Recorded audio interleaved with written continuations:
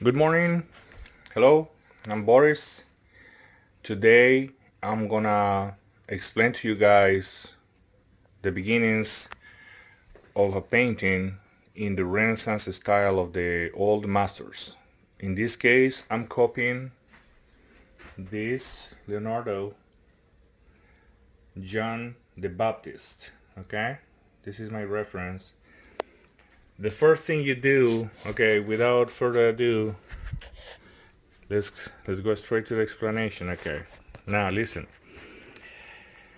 The first step, and I'm doing this video because a lot of people have asked me what is the technique of the old masters, how the old masters achieved paintings like this, John the Baptist, or paintings like this. This is a copy of a Titian. It's called Diane and Calixto. Okay, look at that.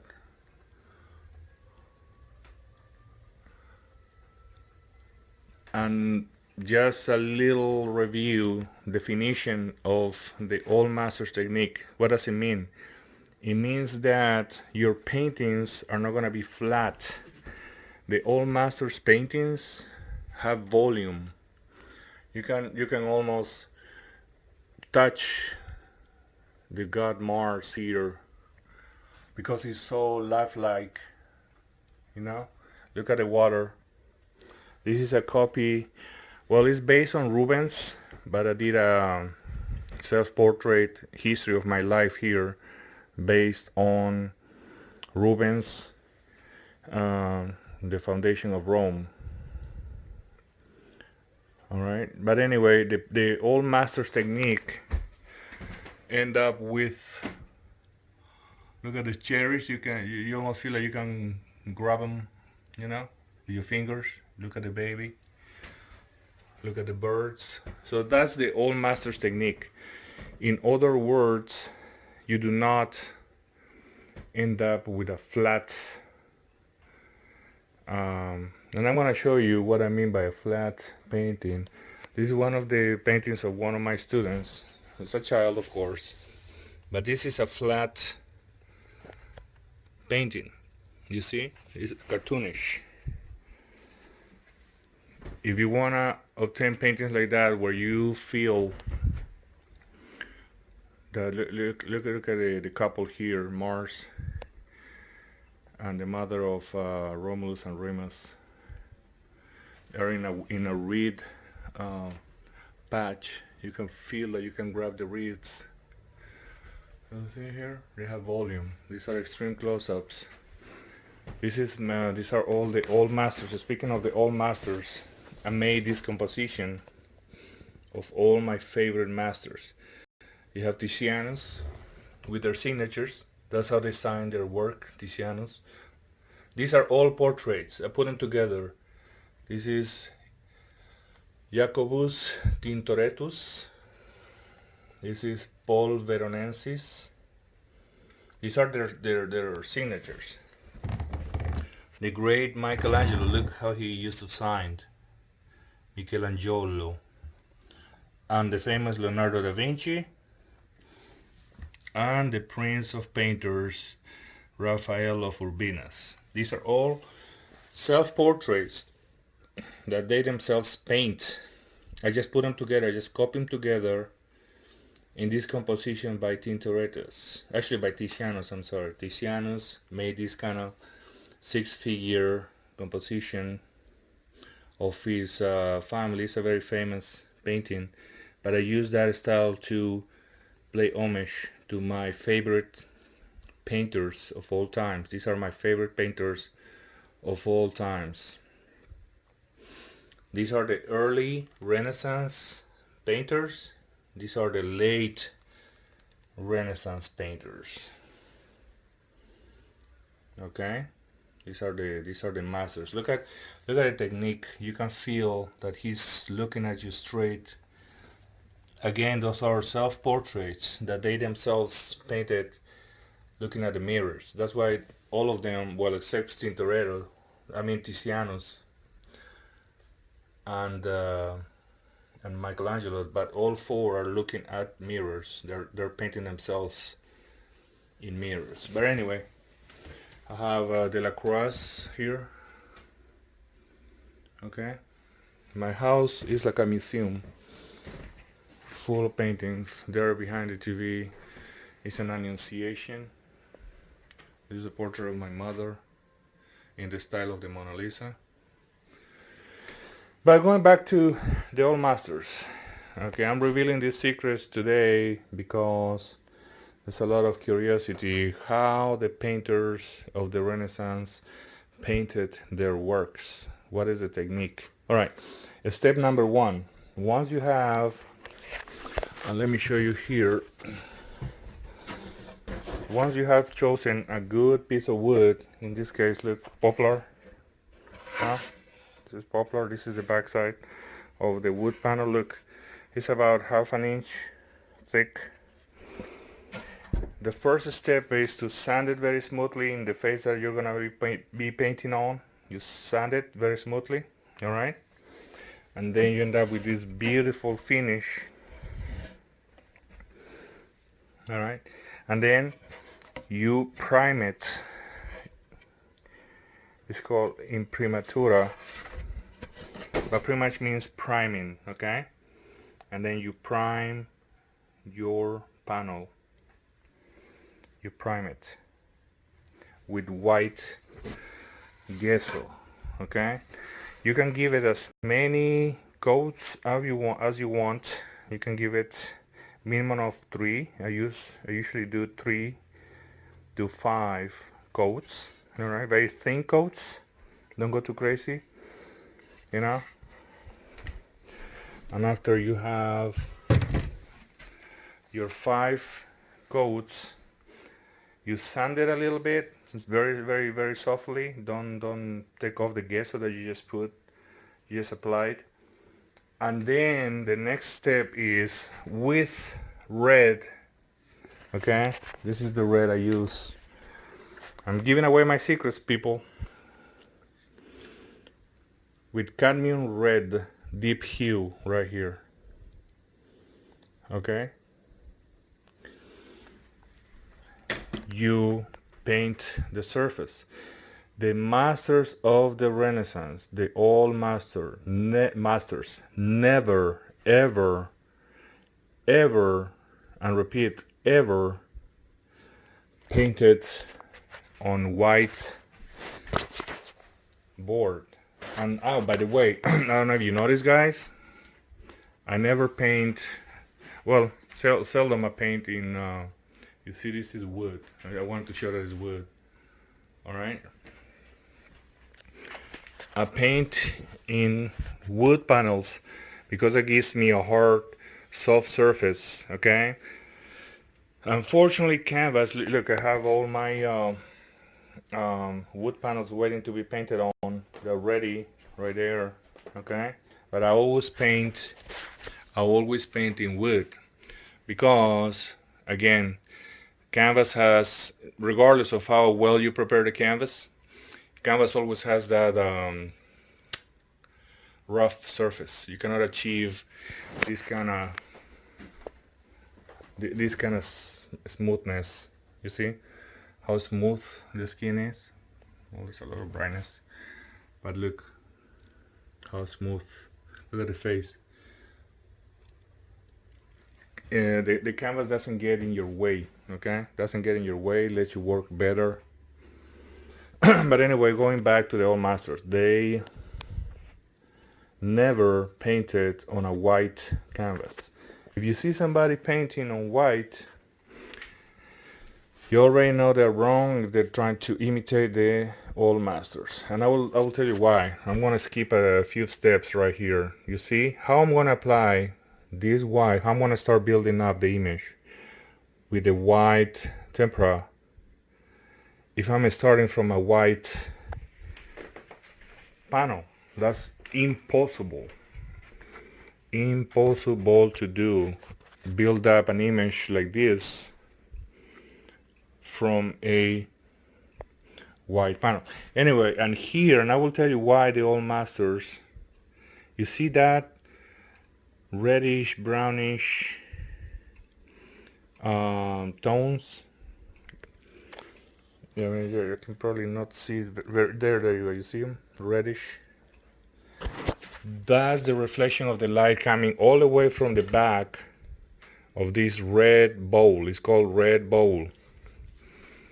Okay, so that's the background, the first coat of paint when you're starting the process. Please apply a red cadmium deep hue, kind of like a dark red, because our skin has blood in it. The skin has blood. The skin, look here, right here. You see that reddish hue, the reddish tone in my fingers? That is the red of my blood going through my white skin. Now, in order to achieve that, this reddish hue, you need the help of the red bowl. And you can see what I just showed you at the window. Look at this. I'm starting to paint the hand here. But you see how the red hue of the red bowl in the background is already helping me to give this finger a realistic look. You see? So that is the reason why you start with a red bowl. This is a lost technique of the great masters. They always started with a red bowl background to start building up the image with tempera, with white tempera. I use 2 tones of white. I will show you that. I will show you which tones I use to build up. And even here, look, you see this dark in the arm? It's gonna be achieved playing with the red bowl that I already have as a background, plus the different thickness of white. You see how I'm transitioning from red to little very transparent white to very thick white to build up the muscles, you know, the volume of the arm. Anyway, without here I'm building up the muscles of the side of the body, the torso.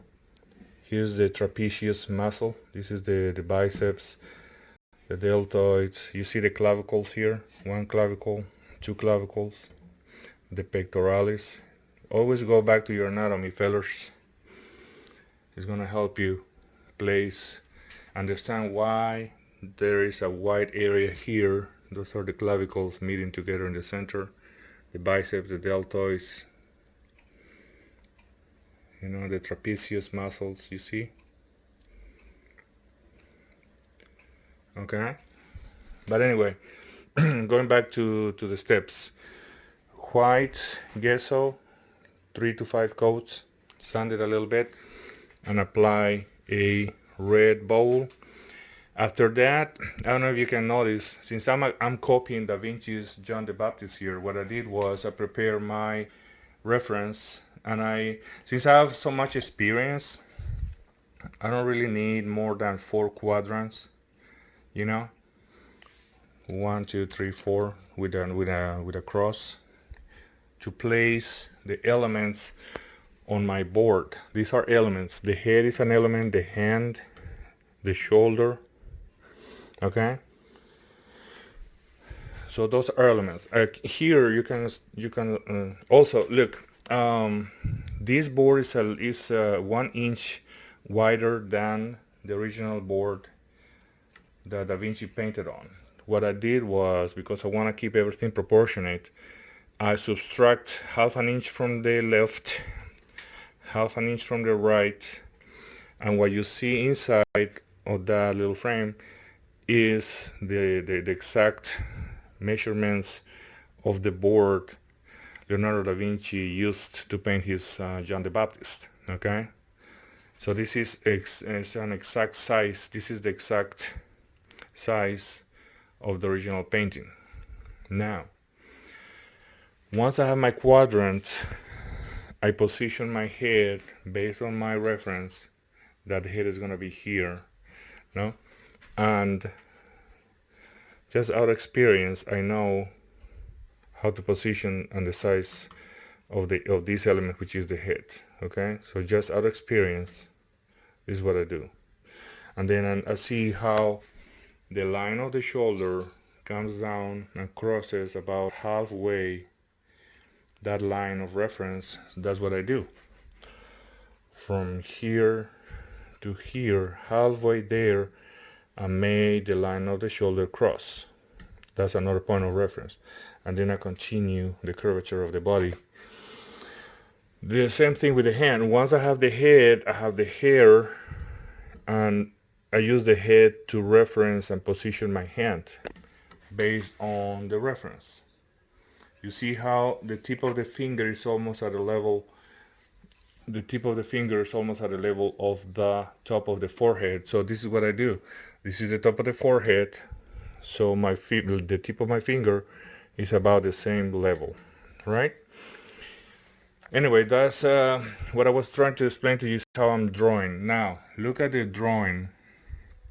It doesn't have to be finicky at all. This charcoal drawing on the board is very basic. It just indicates, well, right now you can't see the actual drawing, but the rest of the body look like that, very very rough, you know. Just even here, this is a pentimento.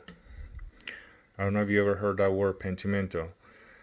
I thought that the hair came all the way this wide, but then at closer inspection, I realized that the hair was a little more tucked in, you know, towards the head. So this is a pentimento. So this is not going to be taken into account. It's going to disappear in the black background, and this is going to be the actual highlight of the top of the hair. All right, but anyway, don't be too finicky with your drawing, because everything is going to be covered in paint anyway. The only thing you need to do is just give it just indicate a position of your elements. And in this case, side note, let me tell you guys, this Davinci is very simple. It's a one person composition, okay? So you really don't need much drawing or anything. And on top of that, there's no background. It's been debated whether Da Vinci gave it a background, and I thought I was gonna add, maybe I thought that Da Vinci would never leave I don't know, a figure like that without a background. And since he's John the Baptist, he was supposed to be a wild man that lived in the woods, you know, didn't have a home. In here you can see that he's wearing pelts, you know, animal skin, you know, probably wolves or something. But anyway, the point was, I'm sorry, I was distracted. Anyway, in this composition, you don't need to be finicky. You need to draw a lot. This is a pretty basic. Literally, it took me probably 15 minutes to draw it, to position the elements. And right now, I'm moving on in the process of painting. After I have my drawing, okay, I start building up the body of the image. All right, even right now, I don't know, this is literally 10 minutes into the painting. I'm painting the grisale, and you already can tell, I don't know if you already can tell that this John the Baptist is starting to have volume. You can start seeing the 3D of the image. All right, without, I mean, I'm gonna be working on this for several days or weeks maybe, but with 10 minutes of the old master's technique, you already have volume. Look at the arm, and literally this is very basic. This is just the first brush strokes. Look at the hand, it's already there, you know. So my point is that, and that is another thing I'm gonna make a video about Da Vinci. and the old masters, and the idea that, let me turn the, so I'm gonna make another video in the future discussing the famous, I think it's a misnomer, that the painters, the old masters, took years to paint their masterpieces. I'm gonna give you a heads up right now, that is not true, fellas. It's not true. And I'm gonna demonstrate here with this. It is said that Da Vinci painted this John the Baptist in about 3 to 4 years. And let me tell you guys, that is definitely a misnomer, it's a misconception. There is no way anybody can keep on painting and painting and painting. A different thing is, if you want to believe that, probably this seems to be, is believed to be the last painting of Leonardo da Vinci, painted about 1517 to 1519. Okay, at the beginning of the 16th century. It is believed that this was the last painting of Leonardo. All right. Now, why a man of about 60 years old, 60, 65 years old, a great master, after painting his entire life, after dominating the techniques of painting and other sciences, why he's gonna take 3 to 4 years to paint some composition so simple as this? And I don't want to be cocky or nothing, but if I'm gonna put the hours together, the actual work hours, not days or weeks, the actual work hours, I don't think I'm gonna spend more than, in this painting, to be completely honest, more than 15-20 hours total, from beginning to end, to the last coat of varnish. I don't think, and you will see that my painting is going to be exactly the same as Da Vinci. It's going to be an exact copy. So that belief, just please stop thinking that the masters took years to paint. All right. And the other thing is, in pieces like this John the Baptist, yes, he was his piece. It was his design. It wasn't a commission. Nobody asked him to paint that. Nobody paid him money to paint that John the Baptist. It was a devotional painting. That means that he was old. He started to connect with God. He saw his own death approaching, so he wanted to connect. It's like the Pietà of Michelangelo. His last piece was also a Pietà, where he's portraying himself either as Jesus, or as San John. I don't know if you remember that piece. It was left unfinished. People think it was left unfinished. Other people think that Michelangelo just left it like that. That was his style at the end of his life. Very fast work, But anyway, when people approaches their death, when they're getting very old, they start connecting with religion, with God. So people believe that after a life of the life that Da Vinci lived, we all know what kind of life he lived. At the end of his days, he started to connect with God again as a devotional, kind of like ingratiating himself in the eyes of God. Painting a John the Baptist, showing that the truth is above us, is in God, in heaven. That's why he even put a cross, a reef cross. A reed cross in the hands of John the Baptist. But anyway, I don't want to make this video too long. I'm gonna be making updates. People ask me about these techniques. Probably I'm gonna do a similar video in another language here. but this is the technique, okay? And just to close the video, so recapping: prepare the board with gesso, several layers, 3 to 5 minimum. You can apply more if you want. Sand it a little bit, apply the red ball, transfer your drawing, okay? Make your elements. Don't be too finicky with your drawing. Just show where, even here, look, just this indicates that this is dark, okay? For me, it's a little, look at the fur. I just indicated the major folds, nothing too finicky, all right?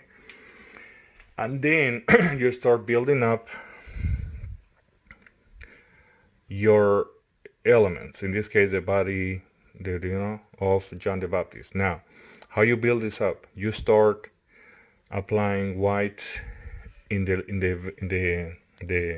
lit areas. The light. You gotta decide where is your light coming from. In this case, the light is coming from where I am right now here, where my finger is. So the light is coming this way from above and going towards John the Baptist. So the background is going to be black because the light is coming down, all right? And the top areas of his body are going to be very well lit, whereas the bottom parts are dark, let alone this area where the arm is blocking the light from hitting this area of the ribs. This is going to be dark. This is going to be a little light because you're still catching light from above. The shoulders are going to be brighter. Here, the area of the upper chest, the clavicles are going to be lighter, right? And here, the neck, the front of the neck is going to catch the light, but the back is going to be dark, all right? The same thing with the fur. Just the top parts are going to catch the lights. That's where you wanna start building up your grisaille, okay?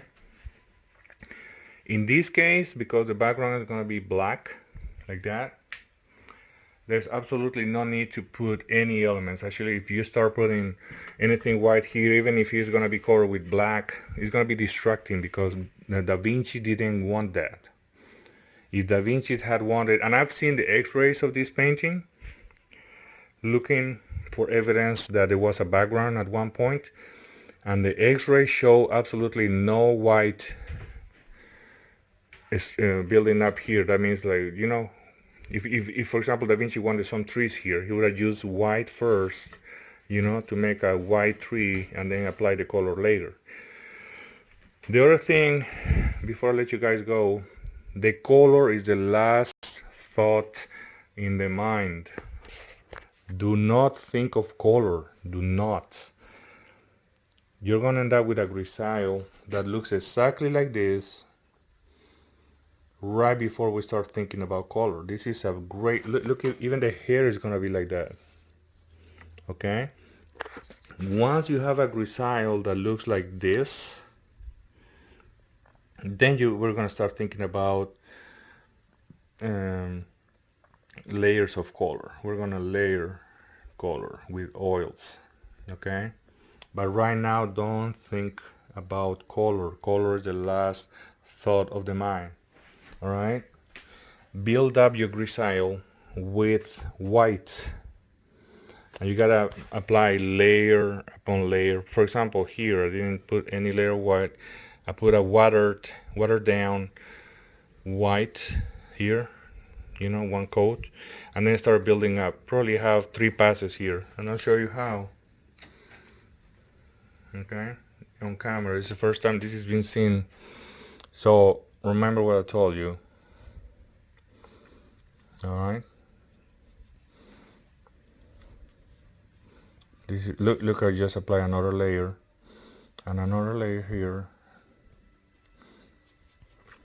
Okay,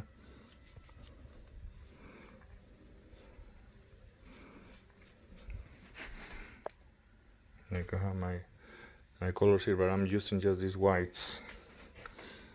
And here again, I'm building up this. I'm working on this. I just noticed something there that I need to add to my version, which is this John the Baptist, and because he's twisting, he's showing more musculature than I thought I was gonna need. And I keep building up, you know, I keep building up my whites, my volume. Look, it's more slowly, carefully. Look how I don't get too close to the top anymore, because that's gonna fall. Because the arm is round. That part is gonna be in the back of this part where I'm painting right now. Okay. This has never been shown before. Please share this video. Okay. And here I go. These colors dry very fast. They're already dried, and also the wood, you know, sucks up a lot of the solvent. So right now it's dry. You see, that's why you gotta be careful with this technique. You cannot really spend too much. Now listen, look at this. Is very important, huh? I wanna continue building up.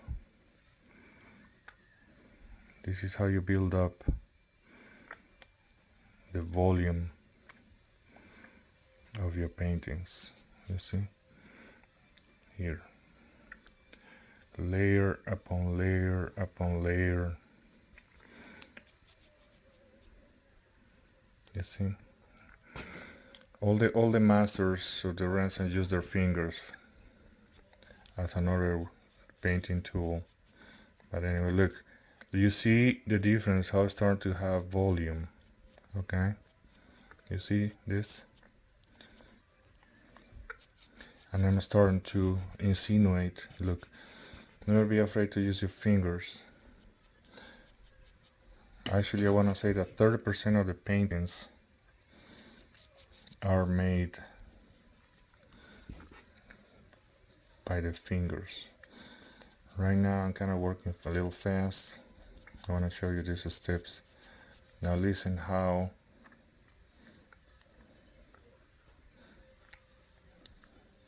I'm not applying the white paint too finicky either. I'm just building up. Building up is like imagine a 3D printer. That is the best example I can give you guys. Okay, imagine a 3D printer where every pass of the nozzle deposits certain amount of the building up substance for the substance that dries out real fast and starts. This is beautiful, and this is also the fingers can be used to take off. I made a mistake right now. I painted white there. I remove it immediately with my finger. But anyway, look, and here I'm gonna start giving it a little more of volume, the musculature underneath the skin. I'm thinking anatomy right now here, guys. What goes under the skin in this area, you see?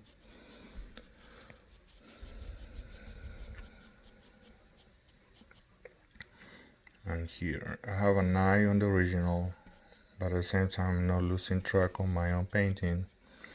You see, this is the bone of the humerus in the joint with the radius and the ulna. Okay, right there. But anyway, I don't wanna take too much of your time, fellows, and please share this video.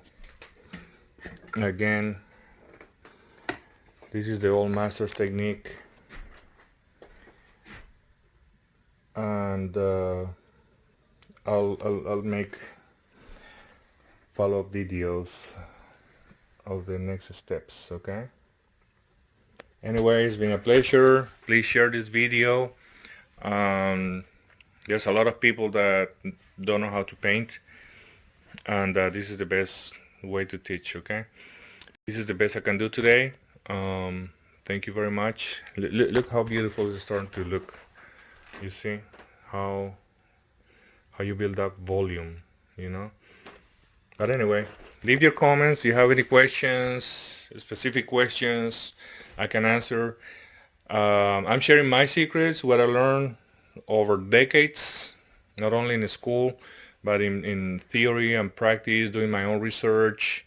There's not much in the internet about the old masters technique. Everybody thinks that they know, but no, this is based on decades of knowledge. Please share the video, leave your comments below, and thank you very much. Peace.